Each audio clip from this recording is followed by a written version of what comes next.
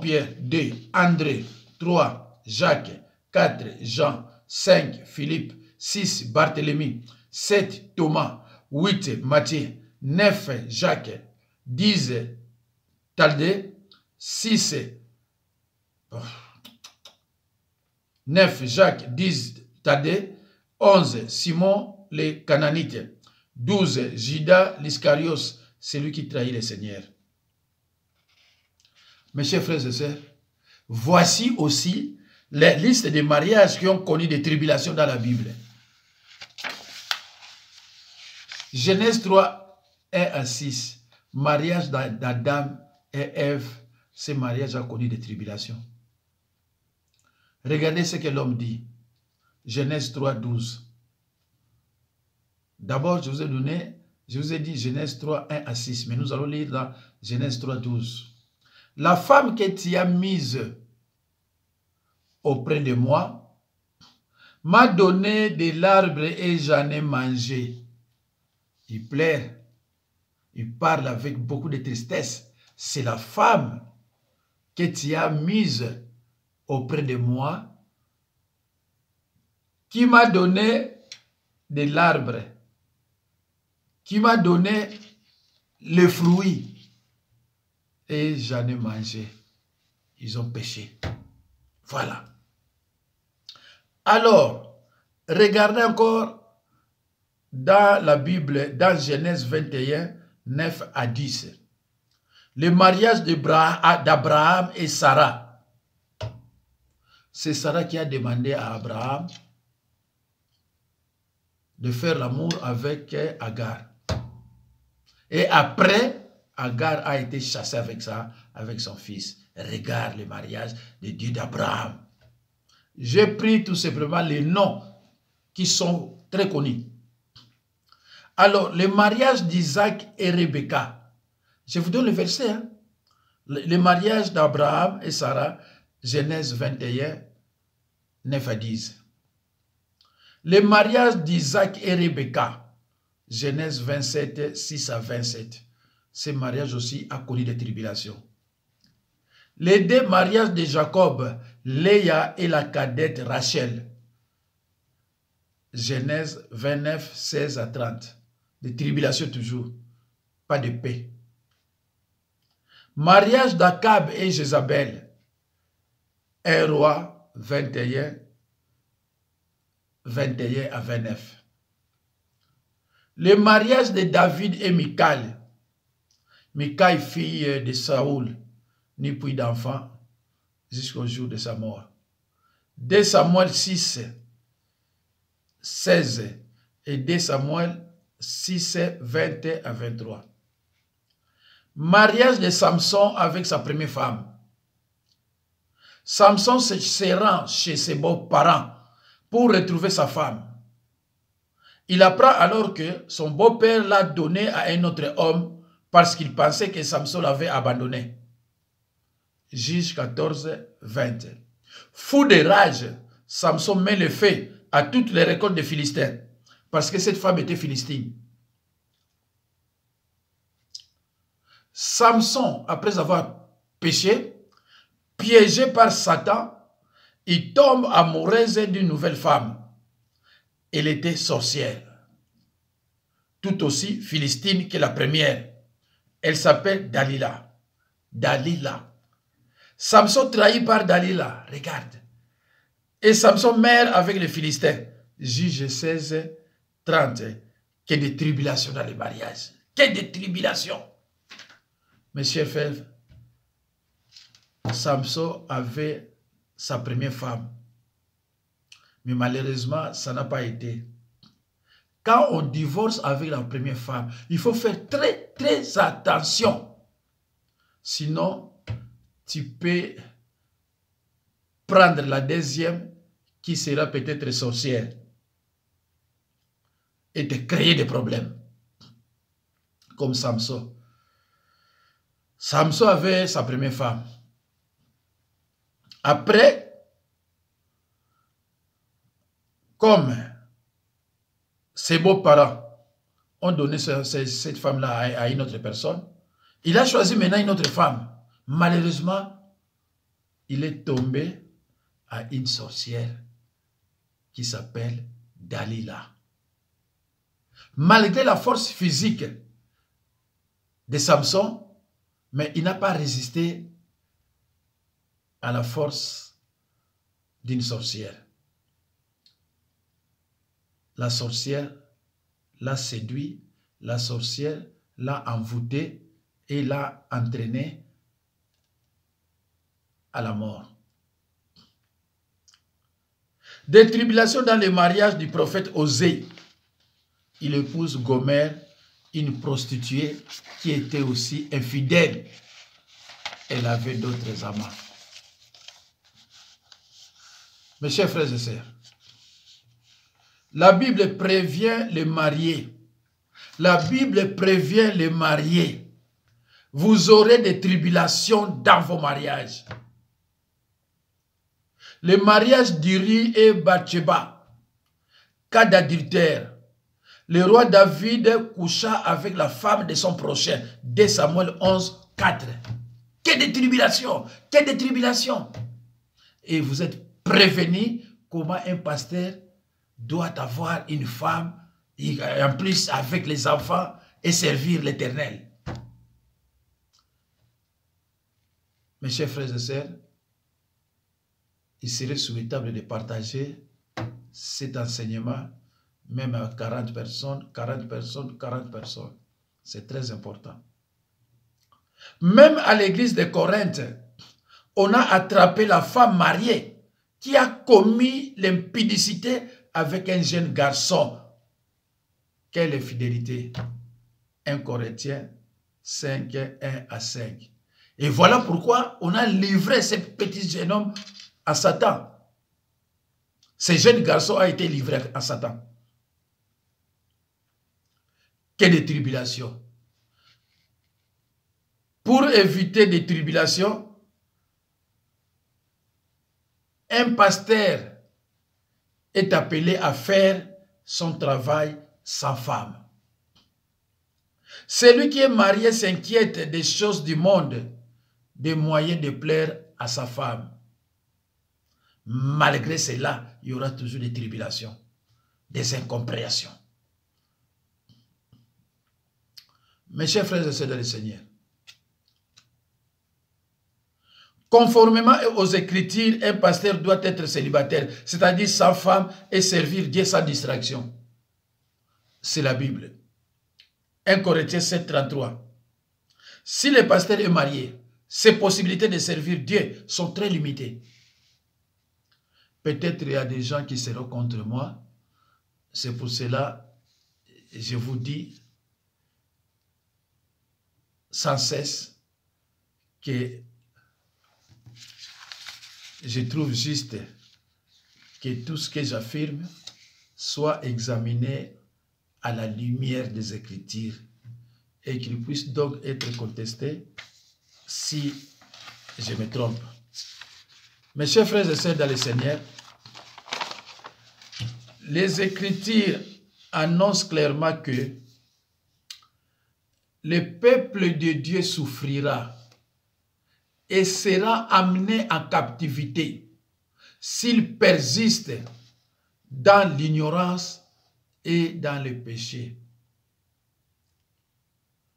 Osée a dit, le prophète Osée a dit, mon peuple est détruit parce qu'il lui manquait la connaissance. Mes chers frères et sœurs dans le Seigneur, ce verset biblique ne dit pas que mon peuple est détruit à cause des sorciers et satanistes, mais uniquement par manque de connaissances. Mes chers frères et sœurs dans le Seigneur, vous qui me suivez, vous qui êtes des chrétiens, des croyants nés de nouveau, des vases d'honneur, ne soyez plus des enfants flottants et emportés à tout vent de doctrine, par la tromperie des hommes, par les ruses dans les moyens de séduction. Mon peuple est détruit parce qu'il lui manque la connaissance. Celui qui est marié s'inquiète des choses du monde, des moyens de plaire à sa femme. Conformément aux Écritures, un pasteur doit être célibataire, c'est-à-dire sans femme et servir Dieu sans distraction. 1 Corinthiens 7, 33. Si le pasteur est marié, ses possibilités de servir Dieu sont très limitées.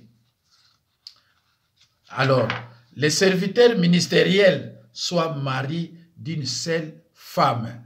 1 Timothée 3, D. Paul propose aux gens de ne pas se marier. 1 Timothée 4, 5. Il se réfère souvent aux pasteurs. Il y a ceux qui disent que les femmes sont des imprévisibles. C'est pour cela rien ne va dans des mariages. Tout ce que nous lisons, des familles qui ont eu des tribulations, s'il faut bien lire la parole, ce sont des femmes qui ont causé ces tribulations, qui ont provoqué ces tribulations. Lisez les Écritures, je ne suis pas contre les femmes, mais je prêche la vérité. Si vous êtes contre moi parce que je prêche la vérité, c'est regrettable. 78% des pasteurs adultères ou violeurs sont des mariés parce qu'ils sont habitués à la sexualité. Donc, sont des pasteurs délicats sexuels. Mes chers frères et sœurs, toutefois, pour éviter l'impudicité, que chacun ait sa femme et que chaque femme ait son mari. Impudicité ou pas, il y aura des tribulations. Ils sont inévitables. Là où il y aura une imprévisible, il y aura toujours des tribulations. Quelqu'un a dit, le mariage est une prison dont les portes sont largement ouvertes en cas de compréhension ou le non-respect du conjoint. Le mariage, ça, ce sont des gens qui parlent. Le mariage, un foyer de problèmes, qui pousse les conjoints au divorce. Les hommes considèrent que les femmes sont des imprévisibles. L'ancien président ici, Sarkozy, n'a pas réussi à neutraliser la femme. La femme est partie. Hollande est venu. Il n'a pas pu neutraliser la femme. Il y a eu des tribulations. Il chasse la femme. Les criminels Mobutu, il ne pouvait pas neutraliser. Il ne pouvait pas faire autrement. Il a tué sa femme. Etc. Que des tribulations sur des tribulations. Uri a été tué parce que sa femme Bathsheba a commis l'adultère avec le roi David. Le prophète Osée, sa femme, commettait souvent l'adultère. Jézabel aussi, bien que mariée. Regarde. Regarde. Mes chers frères et sœurs, il y a la jalousie dans les mariages. Les mariages foyer des problèmes, des disputes, des bagarres, etc. Il n'y a que des tribulations. C'est pour cela. Je ne dis pas que toutes les femmes sont mauvaises. Je ne dis pas ça. Il y a des femmes, vraiment, quand vous êtes avec elles, vous sentez vraiment que celle-ci, c'est une femme. Elle n'est pas imprévisible. Elle ne prend pas des décisions qui peuvent bouleverser le mariage. Voilà.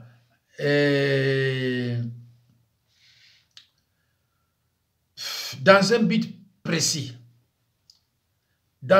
précis, Dieu peut aussi appeler ses serviteurs au célibat. Matthieu 19 et 12. Car il y a des eunuques qui les sont dès le ventre de leur mère.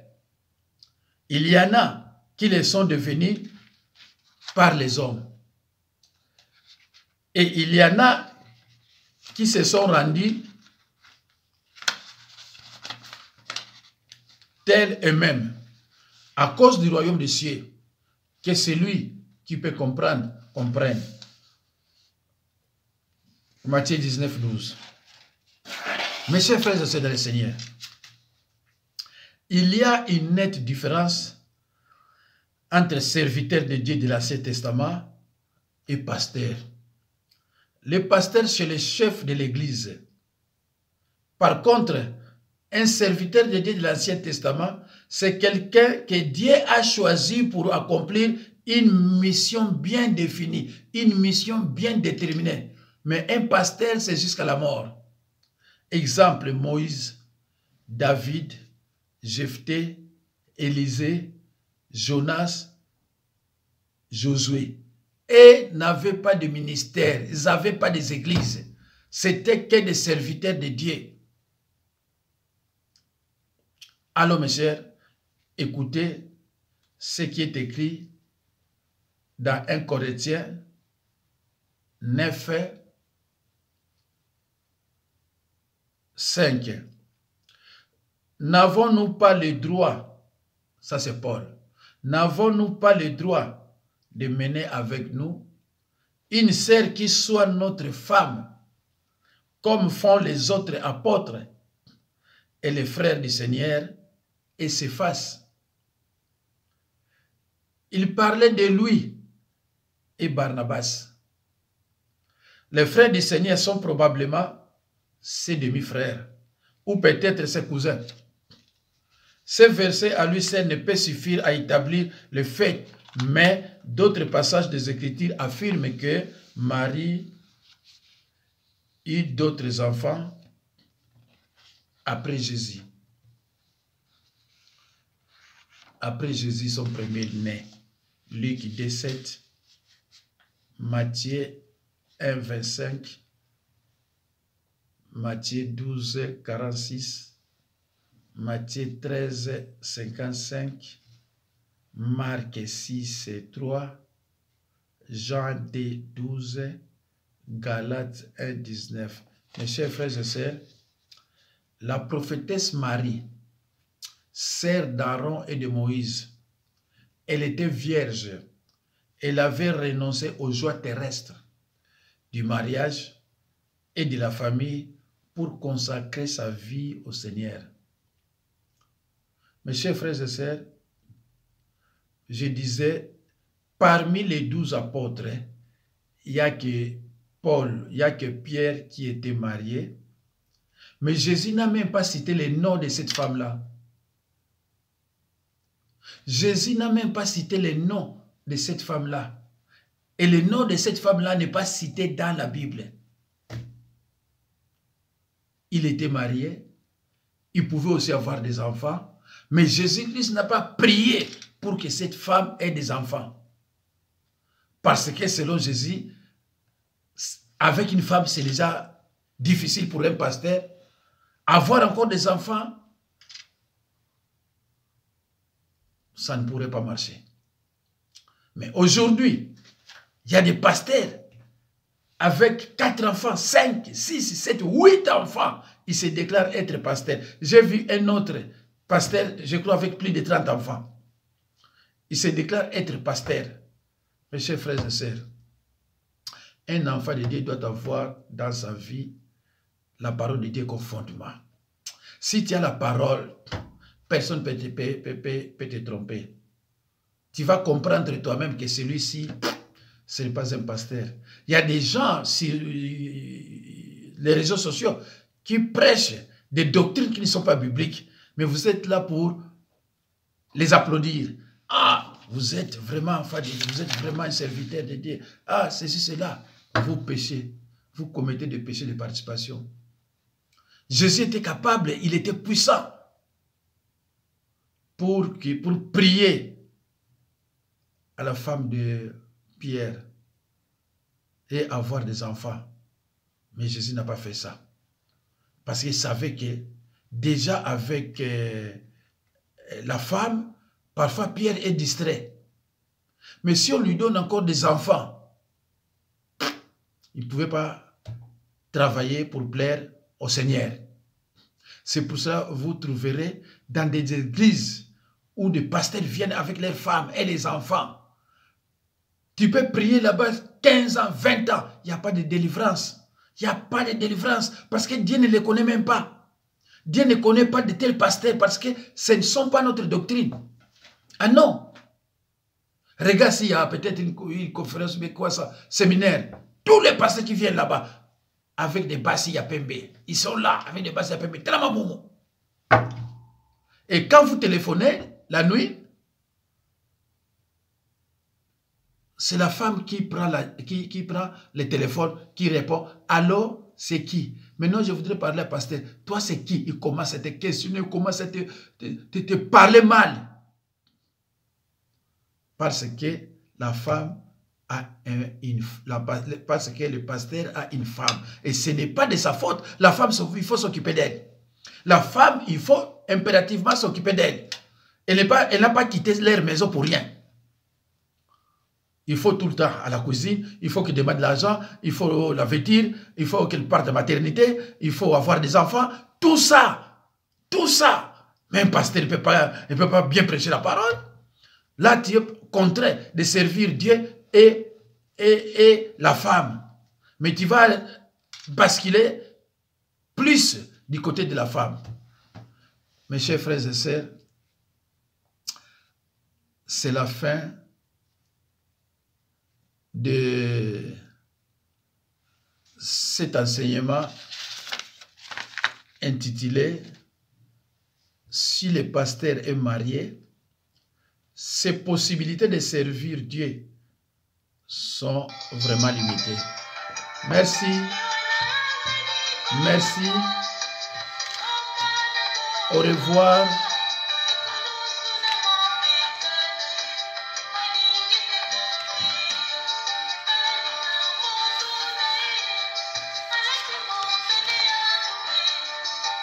C'est le pasteur Jacques Dinabanza.